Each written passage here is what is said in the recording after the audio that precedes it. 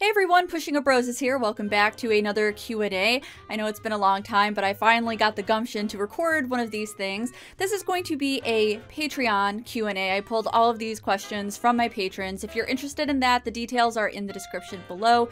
And afterwards, please stick around a couple minutes because I do have some exciting, not exciting channel updates for you guys. So, wow, I almost dropped my phone. This is going to be unscripted as they usually are, so I'm going to try my best not to ramble, but I guarantee nothing. So let's just get into it. Questions. Hi, I know you've had some collaboration with other YouTubers like LGR. Are there other YouTubers you would like to work together with, and who then? I don't know because I'm not really big on collaboration, and it's not personal to anybody. I just don't really like scheduling, like working together with somebody. I have so much to do just on my own, you know, juggling Patreon and juggling my content and then juggling the art I do on the side. So it's a lot of work and there's always scheduling conflicts, so I don't know. I also only typically work with other producers that I know and am really good friends with. So of course I've collaborated with LGR because we are good friends. I've talked to Brutal Moose over at the channel Brutal Moose, Ian. We're really good friends, so we've talked about that, but we haven't decided on content yet because, like I said, there are a lot of variables to collaborations. And I've also recently talked to the Dom about maybe a collaboration, maybe like a Lost in Adaptation collaboration, but I'm not sure. They're very difficult to schedule. There's always conflicts, and for the most part, they all fall through. I'm not against them by any means. It's just tough when you have so much work to do already. What are your thoughts on text adventures? How do they compare to graphic adventures in your eyes? I do think there are some notable differences between text and graphic adventures. First of all, text adventures are way more well written than graphical. I think that's the biggest difference. Kind of when we went into King's Quest, they were really big into showing the world that they made, that they designed, and that was really big. So the story for things like King's Quest and Space Quest, the really early graphic adventure games, they're not the best, and they're not the most detailed because they relied so heavily on this new and improved, world that they created and designed. Text adventures tend to be on the more detailed side because you have to use your imagination. I do tend to like some of the text adventures written by authors. There were a couple by Terry Pratchett. I believe The Color of Magic was one of them, and there's also Bureaucracy and Hitchhiker's Guide to the Galaxy. Those are quite funny, if not a little absurd. But overall, because I grew up on graphic adventures like King's Quest and Space Quest and all the Sierra titles, I do tend to favor those. Hey Roses, my question is, what do you envision for your content for 2019? I felt you gave us a variety of content in 2018 and I personally enjoyed it. Thanks. Actually, this is going to go right along with my channel updates at the end of this video, so I will answer your questions. So if you could just wait to the end of this video, I am going to talk about that. I'm going to talk about the changes in content and any updates regarding that. When you have struggled with depression in the past, what have you done to get over the motivation mountain so that you're actually able to do anything? When things have seemed hopeless, what did you do to find hope that things can actually get better? I think sometimes that motivation is greatly overrated, and I'm a big proponent of just do it. And I know that's way easier said than done because sometimes I don't have the motivation to just do it. I think the thing that I draw on the most is when I'm looking for motivation is that I kind of reflect on my really crappy, shitty past, and I tell myself, I got through that, I got through 5 overdoses, I'm still alive, and as long as I'm still alive, I am still able to do something. I also don't try to push myself when things are too intense. That's something I think people can stumble over. You don't always need to push yourself when you're in a really, really bad place to do something. Sometimes the best thing to do is to wait maybe a day, 2 days, and then try again. That's kind of the process that has gotten me through things. If you're in a really, really bad place, there's no amount of pushing that's going to make it better. You may, in fact, make it worse. Another really important thing is self-care throughout your day. Find things that really comfort you. I'm not saying that they're going to cure you. There's not a lot of cures for things like depression and mental illness, but there are management techniques that you can do.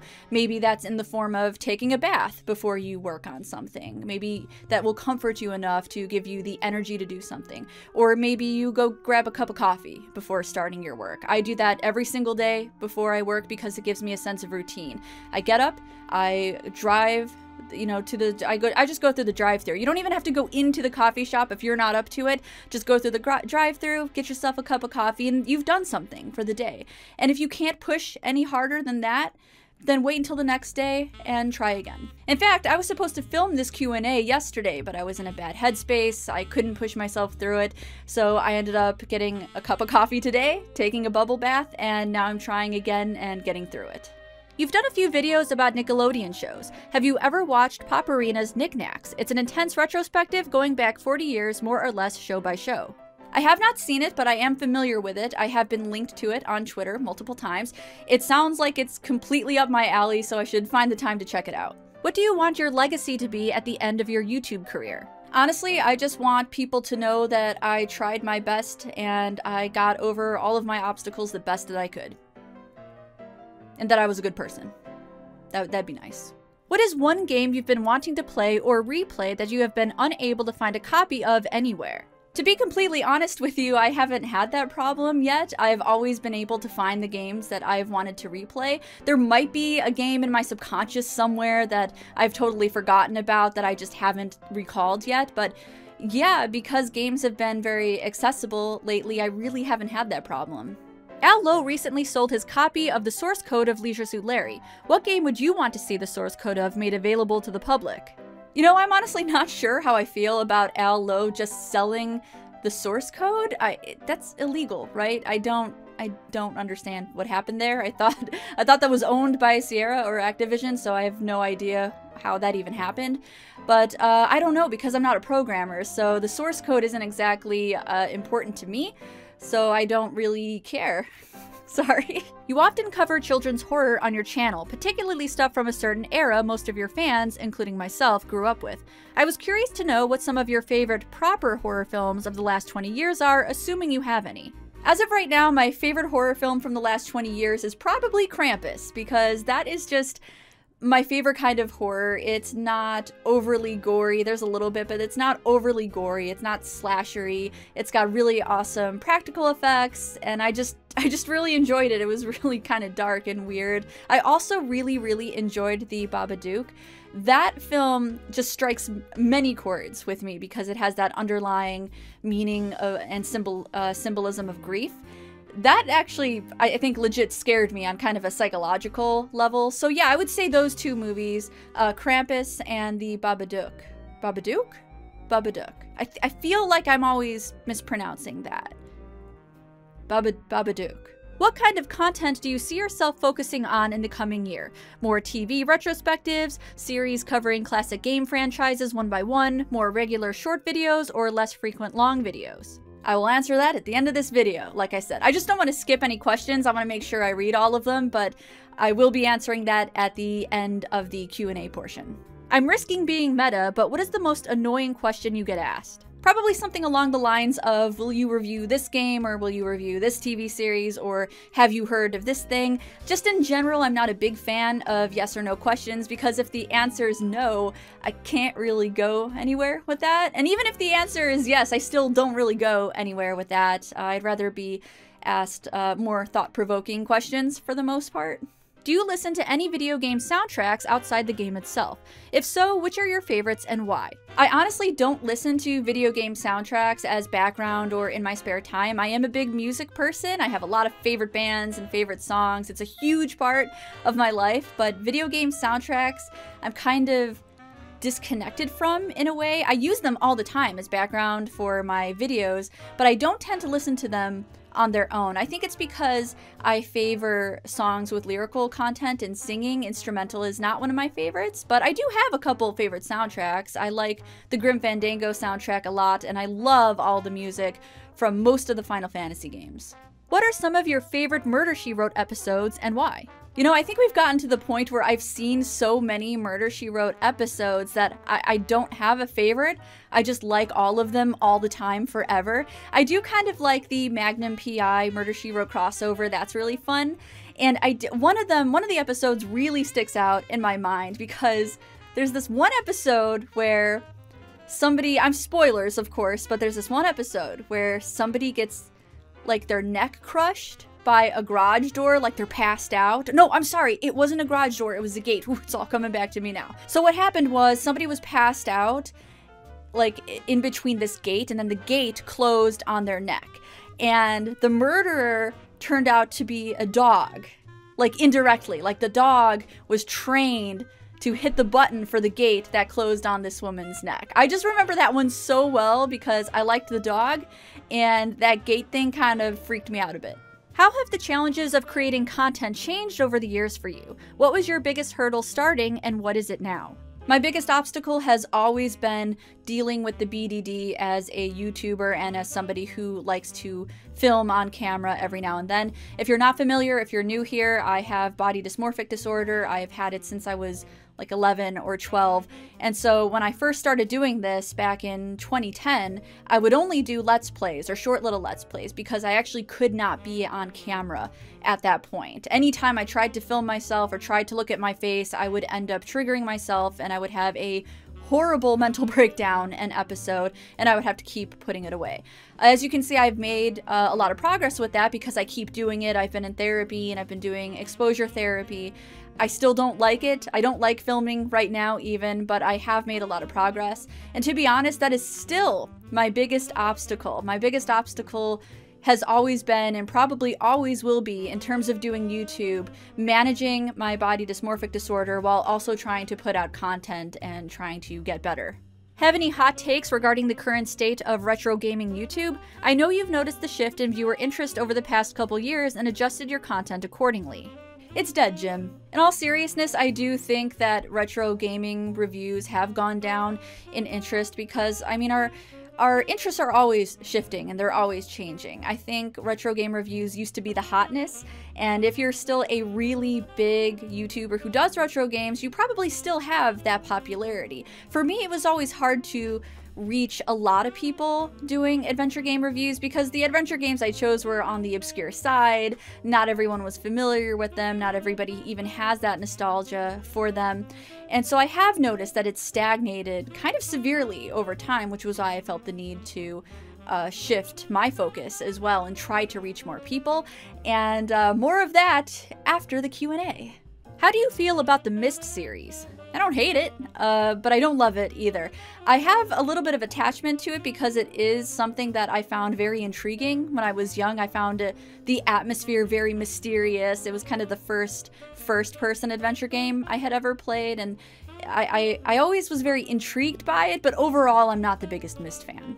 We all know your feelings on Clue, but what about Murder by Death? Yeah, I've always loved that movie. I like murder parody movies, kind of like Murder by Death or The Cheap Detective. Those are two movies I recommend. I never felt that Clue was a parody of anything. It has elements of that, but overall, I never really viewed it that way. I just think Clue is about Clue. It's a Clue movie. So I do think Murder by Death and things like The Cheap Detective are a little bit different, and they do kind of fall in the parody category, and I recommend them. Hi Roses, I have a few questions. One, do you ever deal with perfectionism holding you back on projects? If so, how do you deal with it? I think if you're in a creative field like this, you're always going to have some kind of issue with perfectionism. I certainly do. I don't really know how I deal with it. I just kind of tell myself that things are never going to be perfect. You're always going to find something that is wrong with your work, wrong with your video, or wrong with your painting, or wrong with whatever creative endeavor you're doing. And you just kind of have to train yourself to say that there's a limit here. You can't make the most perfect thing that you're envisioning in your mind. You know, sometimes you just can't get to this extreme expectation that you have in your mind. So you have to learn to kind of set limits and accept that you're doing everything within your mental capacity to make a good product. 2, do you find that you often only see flaws when you look at your older work? No, I see flaws in my newer work as well. In fact, after I'm done uploading this video, I am sure I'll be able to point out a million problems with it that I could have fixed while I was filming it. So how do you feel about the Carmen Sandiego franchise? I love it. I'm a huge fan of most things Carmen Sandiego. I love being a detective and I love the spy kind of element to it. I played the original game when I was a bit younger, but I really, really love the earlier Windows games, specifically Where in the World is Carmen Sandiego and Where in the USA is Carmen Sandiego. I just had a ball with those games. I did a review on one of them. It's on my channel if you search for it. I believe I reviewed Where in the World. is Carmen Sandiego. I also reviewed Where in Time is Carmen Sandiego, and that game is hard as shit. I love it. I still love it, but that game is fucking hard. You're pretty cool and generous with the postcards. Do you have a P.O. box so someone can send you something like a postcard or a thank you card? Also, what cemeteries would you suggest paying a visit to? I do have a P.O. box. Please do not feel obligated to send me anything. The Patreon postcards are obviously a reward and people are paying for them, so please do not feel the need to send me anything back. It is not necessary. Your thanks is more than enough for me, and your pledges and generosity, really, that's fine. You don't need to send me anything else.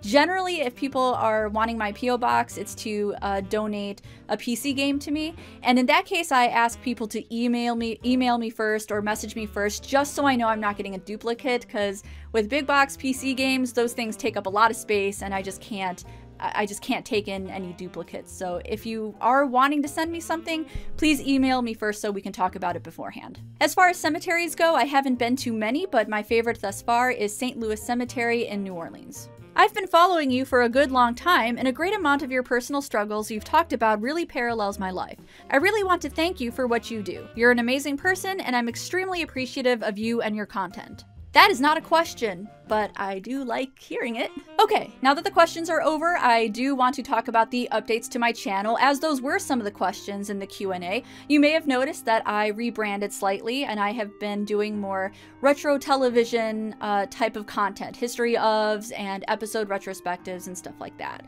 The reason I did it is because my gaming content had stagnated. In fact, it was not even stagnant as much as it was on the decline. I noticed that when I started doing my Quest for Glory retrospective, and it just wasn't pulling in any hits, I wasn't getting new subs, and it's not that I was unhappy or anything like that. I've always been proud of my channel. I've always loved adventure games, and I continue to like adventure games and games just on the PC in general.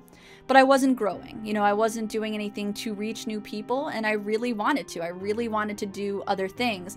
You know, not only did the channel stagnate, but I kind of lost interest in it. You know, it wasn't really fun anymore. And that's not to say that every job ever is going to be fun 24/7. You know, I know it's not. I know there's going to be obstacles. I know it's going to get hard. But in this case, there was not even a little bit of fun for me anymore, other than my own nostalgia towards the adventure games and stuff like that.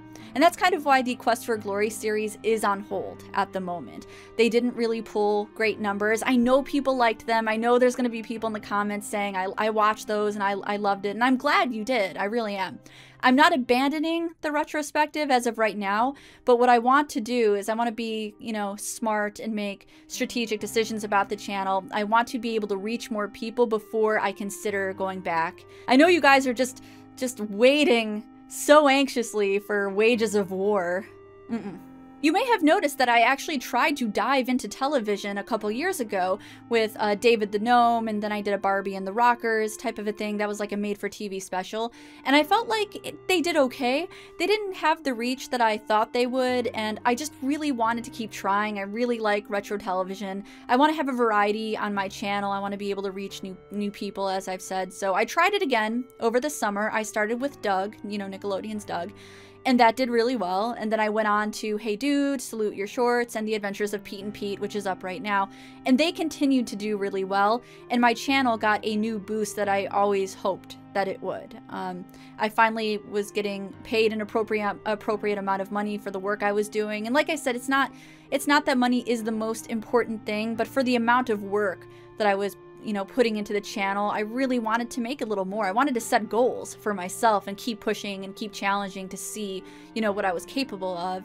And I felt like those things really took off, and it's been really exciting. I'm super thrilled that the videos are doing really well. And if you're a new sub here, thank you so much for joining. I hope you continue to enjoy the content, and I hope you enjoyed the backlog as well. Something that I found very pleasantly surprising was that the new people who came in for the television also found my gaming backlog, and they liked it as well. So I do realize that there's some overlap there. I realize that if you're a retro person and you were playing kind of retro video games as a kid, you were probably also watching retro television. So I'm glad there's an overlap there. I'm glad you guys are enjoying it. And that's kind of it, I guess. This update was not as exciting as I wanted it to be, but I am am excited. I'm thrilled, actually. It's just as I'm saying it, I'm like, oh, it's not very exciting. I hope you guys are excited, I guess, for my excitement.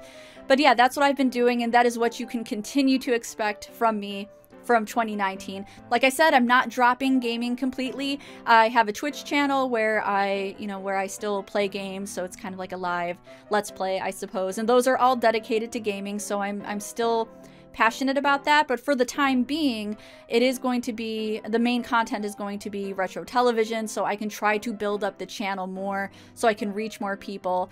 And then I can start integrating, you know, different kinds of stuff. I just kind of want this, again, to be more of a variety channel. I still want to do a few movie reviews as well, so if there's something movie-related you're interested in, I would be glad to hear it. I had a great time doing the Brave Little Toaster review a while back, so I'm not, you know, I'm not against any of that stuff either, but I would like I think the high hitters are going to be the retro television stuff, so I would like to focus on that, build up the channel, and just knock it out of the park if I can. And that's it. I probably rambled a lot, but that's it. Thank you guys so much for watching, and I'll see you guys in the next one.